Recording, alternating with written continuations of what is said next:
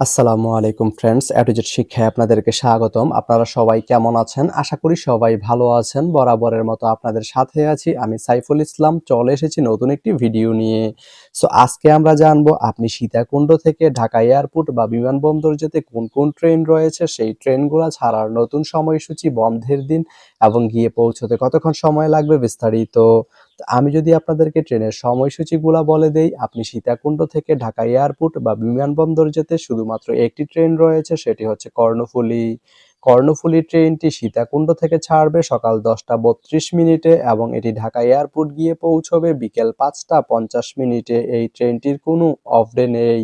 তো আপনি সীতাকুণ্ড থেকে ঢাকা এয়ারপোর্ট যেতে এই কর্ণফুলী ট্রেনটি ব্যবহার করতে পারেন। তো ভিডিওটি কেমন লাগলো অবশ্যই কমেন্ট করে জানাবেন। আর ভিডিওটি যদি ভালো লেগে থাকে বা আপনার কোনো উপকারে এসে থাকে তাহলে ভিডিওতে একটা লাইক করে দিবেন, কারণ আপনার একটা লাইক আমাকে অনেক ইন্সপায়ার করে নতুন নতুন আরো ভিডিও বানাতে।